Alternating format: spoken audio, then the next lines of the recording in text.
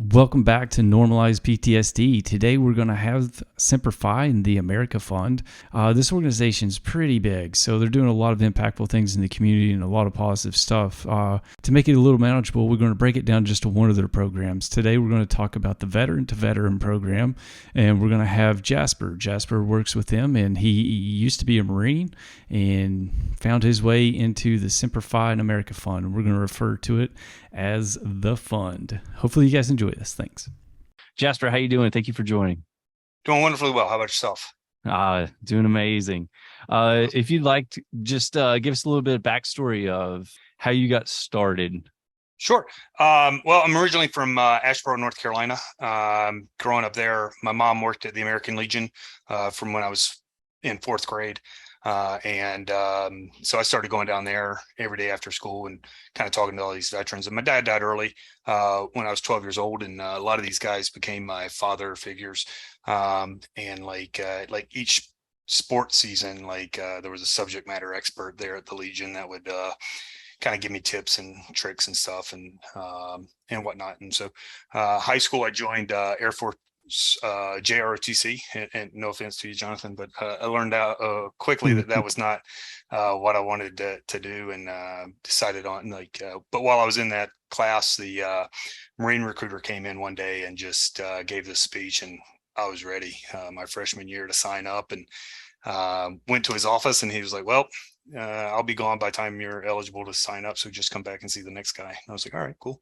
And then the Army almost got me because grew up pretty poor and there in North Carolina, and they had a program where you could go to boot camp like between your junior and senior year, like that summer, and then you were in the reserves until you graduated high school and whatnot. And so that would have been a lot of money. And then my mom told me, she was like, don't worry about it. If you want to do the Marines, and we'll make it work.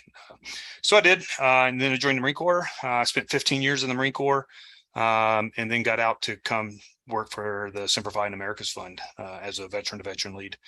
And I can get into that story a little bit if you want, how that all transpired. But yeah, absolutely. Notice that you did 15 years, and that's really close to the retirement age, and almost everyone I know, as soon as they hit that 10-year mark, it's like a dedication to that 20. What made you shift to go to the fund? Yeah, well, so for me, like in the Marine Corps, my final duty station in the Marine Corps was out in Germany at the hospital in Lundstal as the staff and COIC of the Marine detachment there. And while I was there, I met Karen Gunther, the founder, CEO of the fund, and she saw me interacting with the Marines and their families and sailors and their families and whatnot. And she was like, Jasper, when you're done here, I want you to come work for me. And I think we both thought that was going to be about 6 years down the road, because I just hit 14 years. And then fast forward about 6 months, and I got selected for Master Sergeant. And as you and I both know, life's too short to do something you don't love. So I emailed the fund and was like, hey, Karen said she wanted me to come work for her when I was done. And they sent me out this new program they were rolling out called the Veteran to Veteran Lead Program. And I saw that and I was like, yep, that's what I want to do for the rest of my life, literally. And so I told him I could be done as early as September. And while I was on terminal leave from the Marine Corps, I started work with the fund. They sent me up to Wisconsin to get trained by BJ Ganem, who was a V2V guy for us, Marine veteran as well. But so since September 15th of 2013, I've been doing this, and get to say I haven't worked a day in almost 9 years now, because I absolutely love what I do. And that's when we get introduced to that. So just talk about that a little bit. Semper and America Fund cares for our nation's critical, wounded, ill, and injured service members, veterans, and military families, supporting all branches of the U.S. Armed Forces. They provide a one-on-one case management, connection, and lifetime support today, tomorrow, and together, which I think is amazing. It's not like a catch and release thing. You guys are there in the beginning. You're there as long as wanted, and you don't leave unless asked. I think one of the most powerful things that caught my eye about the organization and how it was started by passionate spouses. If you don't mind, can you just talk a little bit about the fund? Yeah, most definitely. So the fund was started back in 2003. A group of Marine spouses at Camp Pendleton, their husbands were in Iraq and sending their Marines and sailors back to Camp Pendleton with wounds that we weren't really prepared for. The IEDs and stuff were causing things that hadn't been seen, at least since Vietnam. And so Karen Gunther, who is founder, CEO, and president of the fund, she was a nurse there. And one day she went to visit some of her husband's Marines and saw the disconnect between what the Marines needed and what the government was providing, and was like, this is unsound. And so they went around and started collecting up money. She got a hold of a couple other spouse friends, and they were like, hey, our guys are in the hospital and they need help. And so they started doing that, and really started out like a $500 gift. And now today we've helped over 30,000 veterans. And one of my favorite so we host unit reunions, and I was at one and talking to a Marine that had actually, like, Karen Gunther was actually his case manager when he was in the hospital, and said that just this one day, this bubbly lady comes in and is like, hey, how are you? How can I help you? And so he pointed out like his quote unquote good hand or good arm, which wasn't like good in mine and your eyes, but Right. The one that he kind of had a little bit with, he was, all he asked for was a back scratcher, that he could use that one good hand to scratch his back because he couldn't reach it, and the back kept scratching and itching and everything. And she showed it the next day with a back scratcher. But so really nothing's too small and nothing's too big with the fund. I first met the fund in 2011 when I got assigned with the Wounded Warrior Battalion out of Camp Lejeune, North Carolina. And I saw what they were doing there, and really just like fell in love with it. And the passion that everybody that was working there put towards accomplishing the mission. The mission itself is phenomenal, but then you see all these people, even like the volunteers, are just so passionate about it. I mean, it's kind of difficult to be a spouse or be a veteran and not be just totally enamored with the mission, helping our critically wounded and ill service members. So seeing that firsthand there, and then, like I said, going out to Germany and really seeing it there, and we'd get like as we had somebody that was coming through, we would let the Semper Fi Fund know, Semper Fi and America's Fund know that, hey, we've got this person coming back, and whatnot, and they'd meet them there right at the hospital, and just with open arms, this is what we're going to do. I will say, like, so it was the Semper Fi, the Injured Marine Semper Fi Fund when it first started, and it was just Marines or sailors or anyone attached to the Marine Corps at the time of their injury. Like say, like we've got several Air Force EOD guys like yourself that were injured while they were attached to a Marine, and they were able to do that. If you knew Karen, you would know, like, she would give everybody $1 million that served if she could, but that wasn't the mission of the fund at the time. Right. And fast forward a few years, when they closed down the old Walter Reed and merged together at what was Bethesda Naval Medical Center and became Walter Reed National Medical Center at Bethesda, and started having a lot more like soldiers in a room with a Marine. And our case managers, God love them, they'd come into a room and you'd have a Marine there missing both legs, and right beside him an Army soldier, and we're going in like, hey, we're the Semper Fi Fund, we're going to do this and this and this. And the Army soldier's family's like, hey, what about us? And like, so they really started pushing to try to get that funding and everything. And in 2012, a large corporation said, hey, here's $500,000, start the America's Fund. And ever since, we've been doing it. It's supporting, like you said earlier, all branches of service, post 9/11, combat wounded. I know when that first started in the war and all the injuries, we weren't really prepared. And it's so amazing organizations like yourself saw that void and stepped up to help. I don't know where we'd be without it.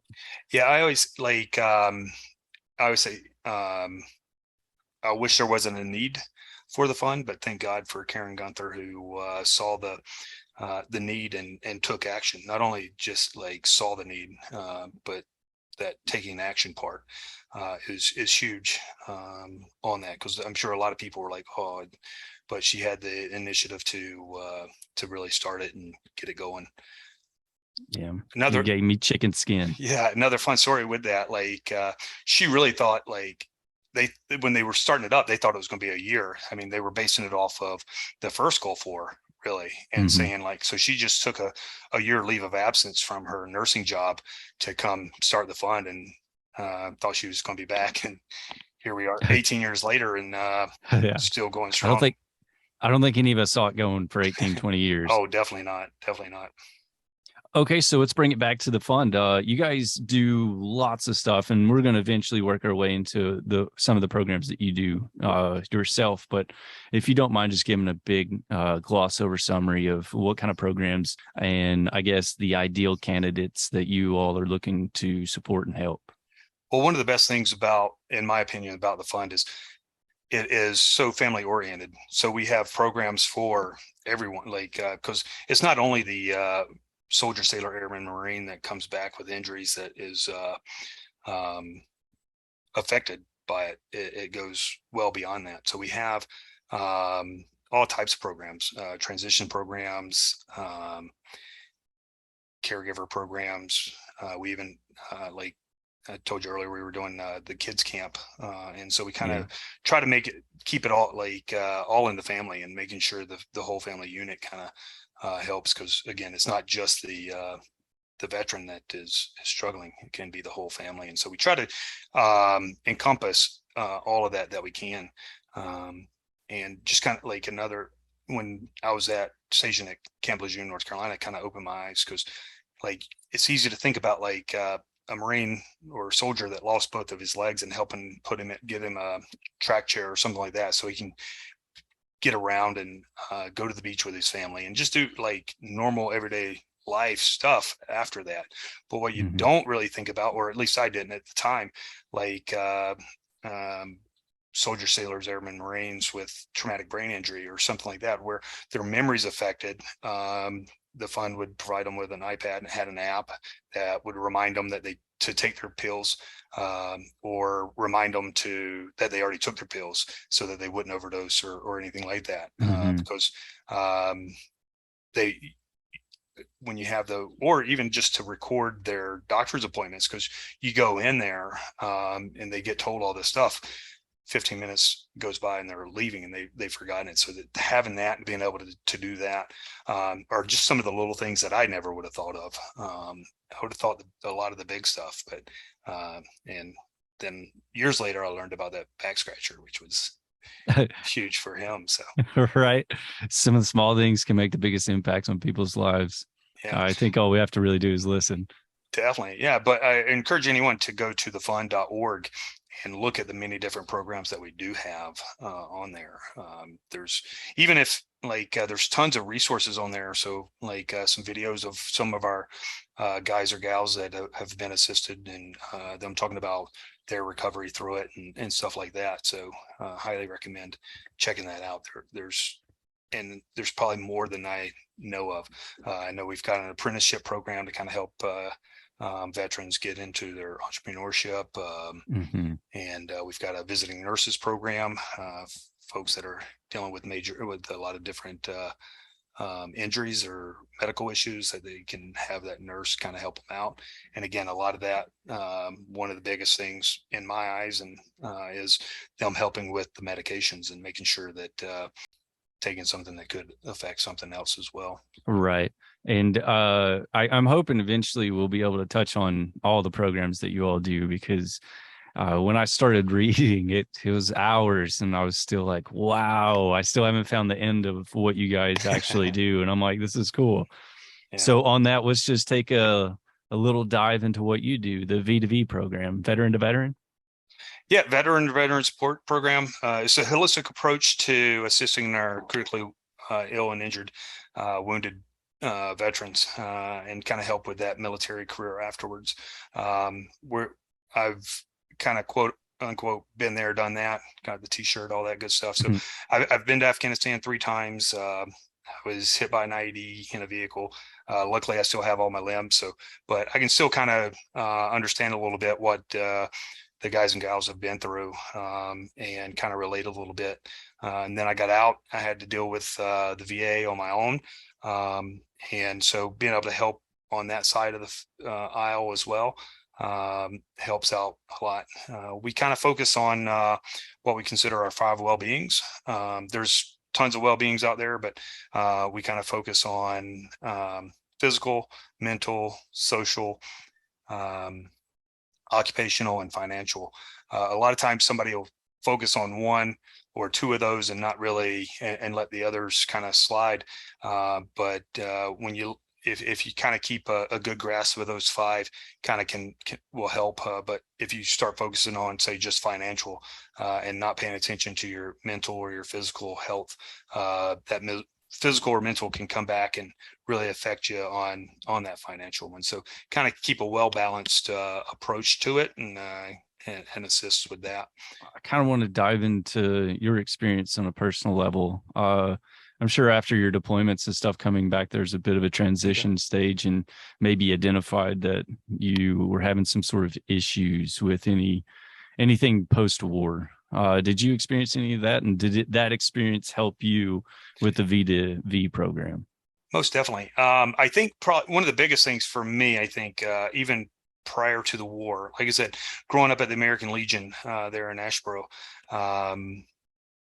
seeing a lot of the, like, probably one of my biggest heroes in the world, Marine sniper, Vietnam vet, Dennis Cranford, was like bigger than, he definitely walked on water in my eyes.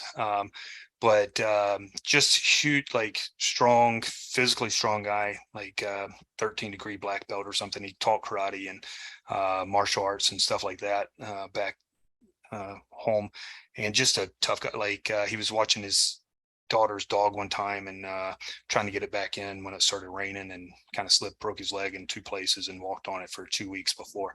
So like tough dude.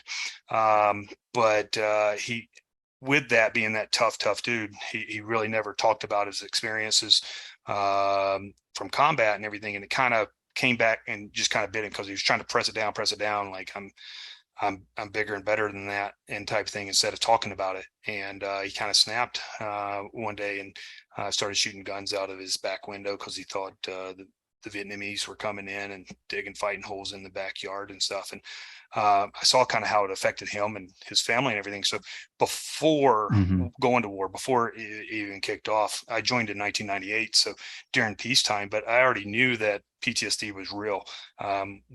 Whatever they wanted to call it at the time. Right. So knowing that, so in 2001, when I deployed the first time, knowing that it was real and stuff like that, and telling my Marines to make sure that, like, that, telling them this story and that it's real, and to talk to professionals about it when they get back and whatnot. It doesn't make them less of a man or less of a person for experiencing what they, because I mean, we're over there, we're doing and seeing inhumane things, stuff that the human body is not supposed to be doing. So coming back different is expected. So I think that helped me a lot, just knowing that it was true. But then 2, I would say I did, I was very hypocritical.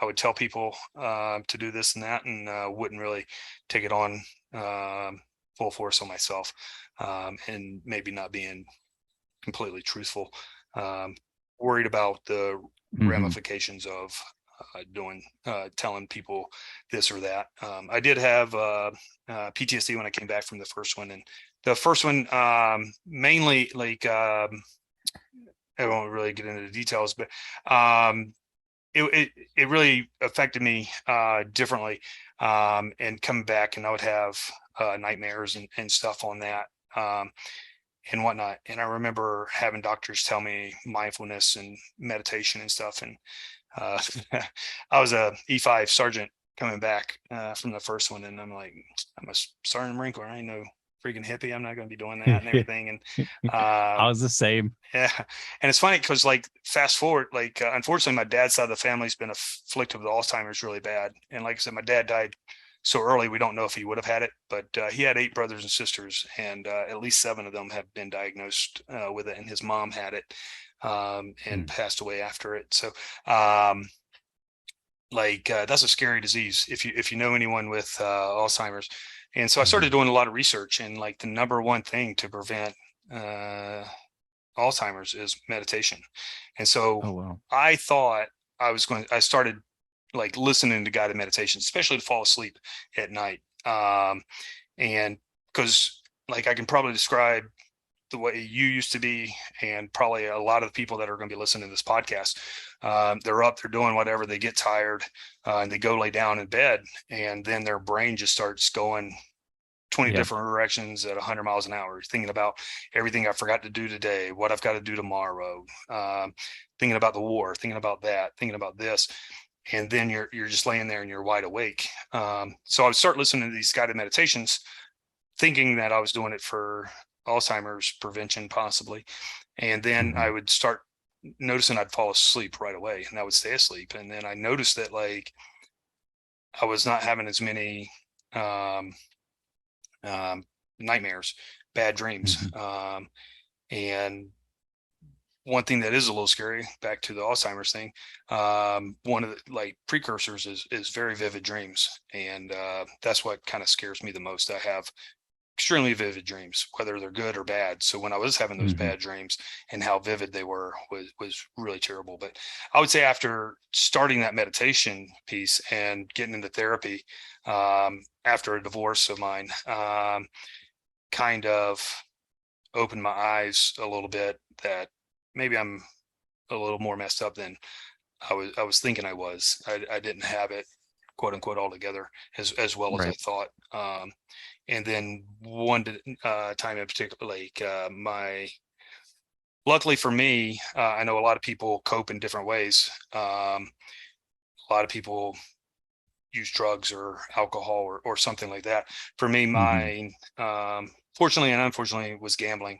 And kind of tie that into it, like I try to study the brain as much as possible now, just because it's fascinating seeing how different parts of the brain are affected in different ways, and control different things, and how you can kind of take control over the brain or whatnot. So for me, like I said, it was gambling, and I'd rationalize it in my mind that it's a safe spot. I'm not going to get blown up or shot in a casino because there's so much security and all that. So, but anyway, had one really bad day on one of the anniversaries of hitting the ID, and lost over $10,000 in one day on that. And that was kind of a little bit of a wake up call. Like, yeah, maybe this is a bigger problem than you're giving credit to it. So meditation, what other things did you implement that kind of put you back on the right path? Well, as I started doing that meditation, I would it brought me back to thinking about how the doctors used to tell me to do that. So then I got myself into therapy, and I think that started helping a lot. Realizing that it wasn't a weakness on me, that the effects to the brain. And I love that the Canadians call it post-traumatic stress injury instead of disorder. And when you think about it being a brain injury, like if you injured your leg, you're going to go to the doctor for it. So if you injure your brain, you should go to the doctor for it. And I think calling it like PTSD, like that disorder part, kind of puts it in a different light. But when you start realizing the damage that you did to your brain, whether it's PTSD, TBI, both, sleep apnea where your brain's not getting enough oxygen, any of those things can really affect the memory and really affect the brain. And so trying to get that out, and being man enough to, or woman enough to tell the doctors this and that and everything. One of the things that I've gotten to where and you were asking about how it's helped or affected my V2V stuff. And I really think Right. that personally, so as I tell my story probably a couple times a day, a few times a week, to new service members and stuff. And so I think that's really helped me a lot, being able to tell my story to really anyone and everyone, and being so open and transparent about it, and just saying that this is what it is. But one of the greatest things that I've kind of learned with that, Jonathan, do you know when my birthday is? I do not, And do you know why? because I haven't asked you. You haven't asked, and I haven't told you. Same Right. way with the doctor. If you're not telling them what's going on and not being real with them about what's going on, there's no way that they're going to know, and they're not going to know how to help treat that. And I really learned that from a good buddy of mine, Pete Ahern, who's another V2V guy. He was a Navy he's a Navy veteran, was a corpsman, and has really developed this process that I refer to as Pete's process, to where it kind of helps become a better patient, where society as a whole, but especially the Army, Navy, Marine Corps, Air Force, really teaches us to be bad patients. Because if you think about it, we need to be bad patients when we're in combat. If we're in a firefight and I stub my toe, I can't be like, hey, Jonathan, can you help me with my toe? I've got to Right. be able to take the fight to the enemy. But as we're getting out, we really need that help with how to talk to doctors, and realizing that that they're not psychic, and they're not going to be able to figure it out without us telling them, I think is a huge thing. It is for sure. So the V2V program, you spoke earlier to some training that you went to. What's the training like? And then let's just transition into what do you do on like a weekly basis? Yeah. So the training was just, like I said, BJ Ganem. And keep in mind, this was a brand new program. It's probably about 7-8 months old when I came in. But we kind of, the fund saw that the Marine Corps had these district injured support coordinators through the Wounded Warrior Regiment. And they saw that they had been reduced in size. So they saw how valuable that program was for the Marines that were assisted by that, and kind of wanted to kind of recreate that with the V2V leads. And so that's what it was. I went up and just kind of shadowed BJ as he did his work, and learned how to go about it, and kind of figure that out. But so now when we get a new V2V, there's 10 of us throughout the country, and we have our own regions, and kind of break it down by region, so that let's say, Jonathan, you're moving to Florida and I cover Florida. You would think with the VA being national that everything would be the same, but each state has a little bit different types of things, different laws, different benefits. And so when you come over to Florida, I can tell you something, show you the different benefits that Florida has, different regulations and stuff. But then also, I'd say for a quote unquote normal veteran, the VA can be a very daunting task. And then when you add on the injuries that a lot of our service members have, the PTSD, the TBI, the physical injuries, it can be very, very daunting. And if you're coming down to Florida, I can be like, hey, Jonathan, here's such and such at the VA, and go ahead and put y'all in contact so that you're meeting up with someone, and it takes a little bit of that sting away when you show Pressure. up at the VA. You know where you're going, and you know who you're talking to, and it's just not trying to figure it out on your own. Is Definitely. this like a daily task, or like what are some other examples of what the V2V program will do? I always like to use the analogy, like we're not like Amazon dealing with like fidget spinners or anything. Every case is unique and different to themselves. And so we at the V2V program, we're pretty much a tool for our case managers. So we've got over 30,000 veterans that are being assisted with the Semper America's Fund. And the different case managers, they know that service member very well. And if they need help on a certain thing or something like that, they can say, hey, Jasper, this veteran needs assistance with this. And sometimes it's budgeting and helping with the financial part.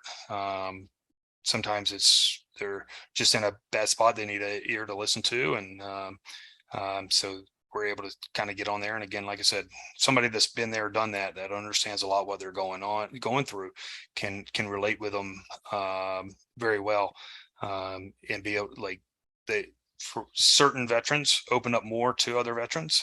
I know at first I was always keen on thinking my psychiatrist, psychologist needed to have combat experience. I've gotten past that. I really think that I don't think that a psychiatrist or psychologist needs to have that experience, because as I'm farther in my recovery, and plus as like just doing a little bit of studying, like a lot of that, the mind works in very weird places, but in very weird ways. But there are a lot of veterans that just kind of deal better with other veterans. And so it's great to be there for that purpose and be able to say, hey, yeah, been there, done that, and understand it and whatnot, and kind of just helping them to design some goals, and reaching and accomplishing those goals, and trying to help them out on that.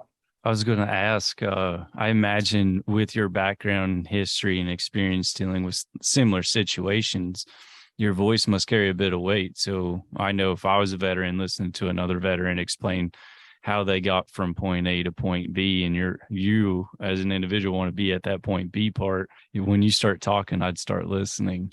Yeah, definitely. And it's great. Like I said, I'm just lucky and fortunate enough to be in this situation, to being able to help out other veterans.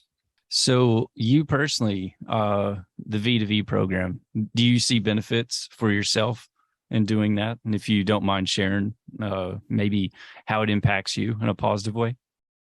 Oh, most definitely. Like I can never have a bad day, because like I'm seeing a lot of these people. But so every morning I wake up, I'm calling a Marine, texting a soldier, emailing a sailor, helping out an airman, and a lot of times at their worst parts of their lives.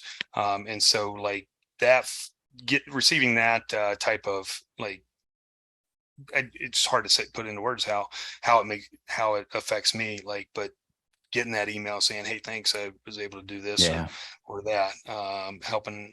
I had a Marine that was homeless in Florida that we started working together over 3 years ago. And now he's bought his own home. He's really, like, just some of the goals that we've put together, he's got it. And he's got a goal, end of the year he'll be debt free, everything but that house, and really working after it. And just kind of, he and I work together very frequently, and just kind of sit there, kind of hold him accountable to his goals, and remind him that those were his goals, they weren't mine, and stuff like that. And it really is great. If like, I follow kind of Ben Franklin's schedule, where he would start each day contemplating, what good am I going to do today? And then at the end of the day, he would contemplate, again, what good did I do today, and kind of write that down. But I think that's a lot of that, like, meditation and gratitude types things that have really helped me.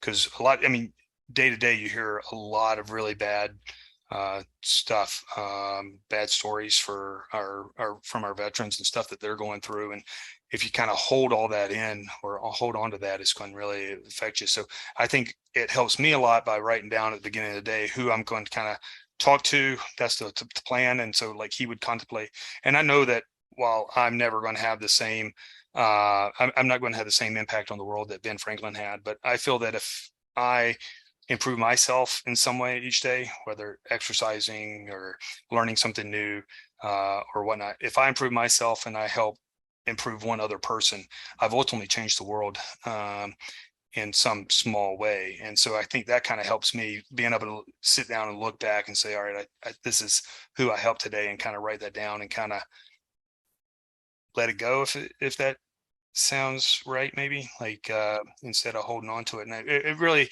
I think that's helped me tremendously, and being able to just kind of, because I mean, you do hear and see a lot of bad stuff, and like, it's kind of weird at this stage of my life. Like, a lot of my best friends, I only know because of them going through something terrible, either getting severely injured in Iraq or Afghanistan, or even like for the Gold Star, like meeting the Gold Star families, and knowing them, and like never would have happened if it wouldn't have been for something extremely bad happening to them. So it's kind of weird to kind of sit and think of it that way, but I'm just fortunate to be able to have that and be able to assist a lot of folks. Yeah, you spoke to it on one of our other calls. Serving others is serving yourself, and I think that's such a powerful thing. And it's like one of the final stages to recovery that I'm seeing in a lot of programs out there. Is once they finally are able to help themselves, they want to help others, and that's really inspiring. That now you're to that stage, and that's what you do, and you find passion and enjoyment in that. Yeah, definitely. And I would say, like, I'm glad you said that. You brought it up, like that whole helping yourself before you help others. Kind of like when you're on a plane and they tell you to put your mask on first, and because if you're not taking care of yourself, you're not helping yourself. You're not going to be around to help those others. And Right. when I was in Germany, stationed there, and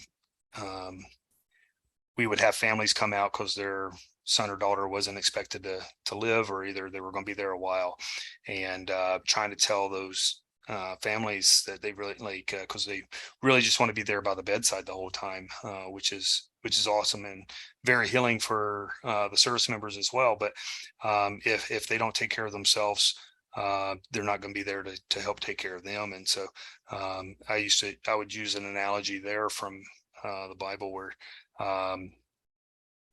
Jesus comes up on these two brothers, and one's got one brother's trying to help his brother get a splinter out of his eye, and Jesus calls the older brother a hypocrite because he's not he's got a branch in his eye, and so tells him to take care of himself first so they can help see to get the other one out. And I think it's huge to think of it that way, and seeing that you really do need to take care of yourself before you're able to help take care of others. Yeah, and that's a really hard concept that I'm seeing for first responders and veterans, because it's ingrained in who we are mentally to be there for other people. Definitely. And it almost feels selfish for us to take the time to do things for us. Definitely. But if we're not the best version of us for ourselves, then we can't be that version for others. So it's important to prioritize and do the things like you do, like that mindfulness practice and checking the list and doing that thoughtfulness of preparing for your day, because if you didn't do that, I find that I'm not really good with time management. I do something similar, and if I don't set those to-do lists, then I'm a bit sloppy throughout the day. Yeah, definitely. And especially with with PTSD, TBI, and a lot of stuff like that, having a routine and having some type of schedule really helps out a lot with that. So I think it's huge and key. And I think one other thing that I would like to hit on that's really helped a lot is doing a daily gratitude journal type thing. At the beginning of this year, I had texted out to over 400 of my veterans that I work with, like a list of goals that I had for the year. And it's the first time I've done it, and I was really glad that I did, because a lot of them came back and were telling me their goals, and then a lot of them liked a couple of mine and said they were stealing it. And so I was like, oh, well, how about just every morning I'll text you my 3 things that I'm grateful for, and you text me back the 3 things you're grateful for. And so I've got a whole list of veterans that I do that with, and it's been truly amazing. We're in July, we're halfway over the year now, and I remember being back in March, and a couple of the the guy, just that real rough, tough Marine veteran or a soldier or something, that's they hearing them say one thing I'm grateful for today is this gratefulness challenge that you got. They're like, I was really skeptical at first, but I'm really seeing a huge difference in my life. And so, I mean, it's really difficult to be grateful and depressed at the same time. So kind of looking on that and seeing those things that we've got to be grateful for, and kind of focusing on that instead of focusing on the negative. I think I think we're ingrained to see the negative, and the negative impacts us so hard. Yeah. So taking that moment to be mindful on the positive things in life is so powerful. Yeah. And when you say that, it reminds me of a quote by Jim Quick. Jim Quick was, he had some type of traumatic brain injury from a kid, like he was around 10 or 11 and got injured or something, and has a podcast now called Quick Brain. And he's got a quote that I heard when I heard it, like almost knocked me down. But he says, if you fight for your limitations, you get to keep them. And it kind of like, is so powerful. Like you tell yourself, like I heard you in one of your other interviews where you said because you're from the South, you were bad at computers or bad at technology or something. Yeah. And so as long as you tell yourself that, you're going to be bad at the technology and the computers. It has nothing to do Yep. that you're from the South. I'm also from the South, and for whatever reason, I pick up on the tech stuff pretty quick. Could be that I was communications in the Marine Corps. I don't know, but Yep. but yeah, but when you hear that and you think back, you're like, wow, if you fight for your, I can't do that because because I'm from the South, or I've got PTSD, so I can't do that. You're never going to be able to do that, I guess. And like, I just like was blown away when I heard that. Yeah, no, I agree with that. It's all about perspective and how you see the situation. And I see a lot of people that continue to struggle with PTSD is they see them as a victim of the situation. And as long as you see yourself as a victim, you will be a victim. Right. And, got to change that mindset and get after it. Definitely. And speaking of changing the mindset is definitely key. And kind of like one of my most profound thoughts I've ever had was because we did a lifestyle challenge beginning of the year for 3 months, and I didn't lose the amount of weight that I was wanting to. And I had this thought, like, what am I expecting to change if I'm not willing to change? Like I didn't quite put forth 100% effort on it. So what was I expecting? But when I said that out loud, like, what are you expecting to change if you aren't willing to change? You've really got to be willing to try something different sometimes. For me, and I'm glad that I stumbled upon the meditation. I'm obviously not glad that a lot of my loved ones have suffered from Alzheimer's, but it did lead me to kind of doing that research, which ultimately really started helping me with my own PTSD without even realizing it. And sure enough, those doctors were right years ago when they were telling me to use mindfulness, and being able to control your parasympathetic with breathing and stuff like that. It's just really amazing. Yeah. And then the changes that you're talking about, a lot of the changes that I've had veterans tell me that they made are really small, they're simple. Yeah. And to quote one of my favorite quotes so far doing the podcast was from a lady named Chelsea, owns a yoga studio. And she's like, it's simple, but it's not easy. Nice, yeah. Small changes are so easy or so simple, you know what to do, but like making that part of your pattern and routine, it's not always easy because you want to stick to what you're comfortable doing, stay in that comfort zone, but there's no growth in that comfort zone.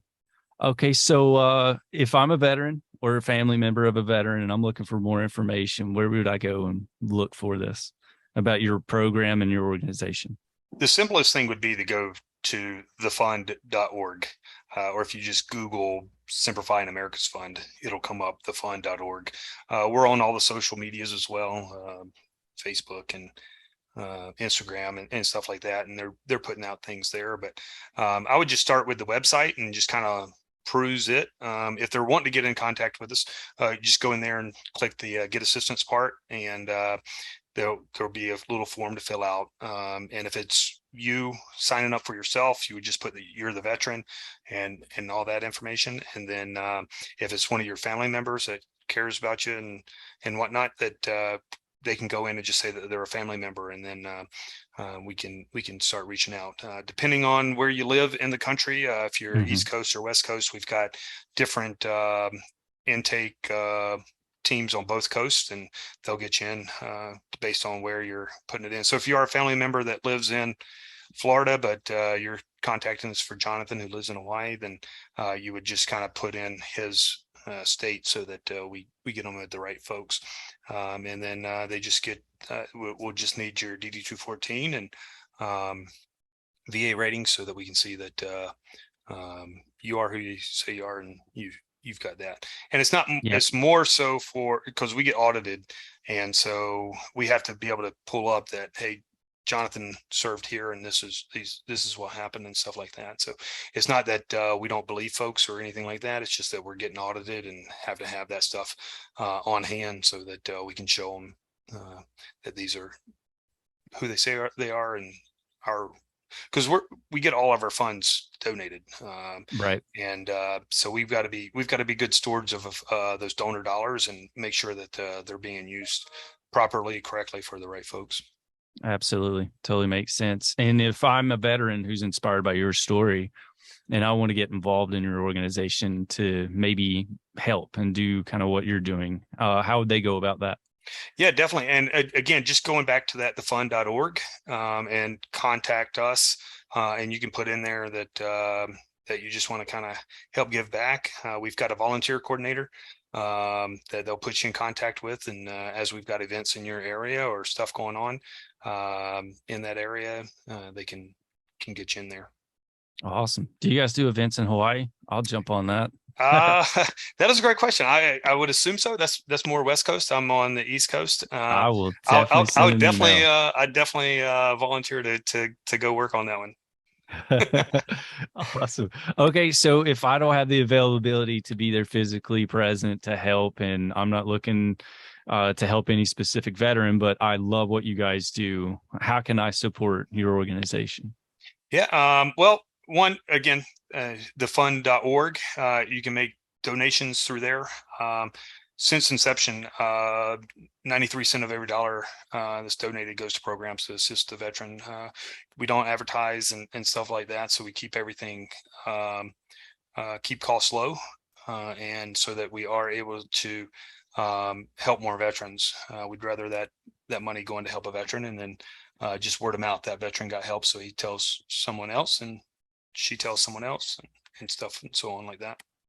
We're just going to hit on the closing. Is there anything you wanted to touch on before we wrap this up? I just want to say thank you to you, Jonathan.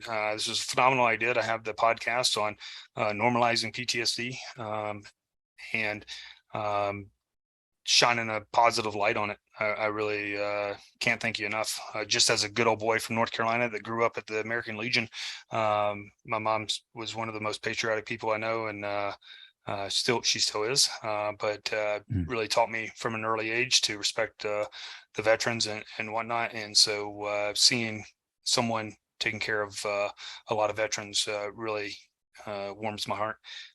So as just like I said, just a good old boy from North Carolina, thank you for that. And as a Master Sergeant of Marines, I salute you for what you're doing here. It's phenomenal. Thank you for what you do. I love your organization, and you guys are touching so many people, and it's so awesome. It really is my pleasure, and I'll definitely send your thanks out to our staff and let them know that it really is. I consider it the greatest organization outside of our armed forces. And enough so that I got out of the Marine Corps after 15 years to come do it. I do get a lot. That look you probably had when you first read 15 years and got out. Like, I get a lot of that look. Highlighted. I was like, there's a transitory moment here. Yeah. I'll end you with Semper Fidelis. It is the motto of the Marine Corps, Semper Fi, but it means always faithful. And so I know you weren't Marine, but I'll still leave you with Semper Fidelis, because it does mean always faithful. That's kind of how, like, it is the motto of the Marine Corps, but to me, it's a whole lot more. It's a way of life, and it's kind of how the Semper Fi and America's Fund was started, and it's how we do every day, being always faithful to the small things so that it doesn't get too big. And with that, we're going to wrap things up. I hope you guys enjoyed that. Jasper did a great job, and I really enjoyed him coming on to the show and doing a quick chat. If you're looking for more information on the fund, just look no further in the show notes, and they will be tagged in absolutely everything associated with this episode. Hope you guys enjoyed it. Talk again soon. Bye.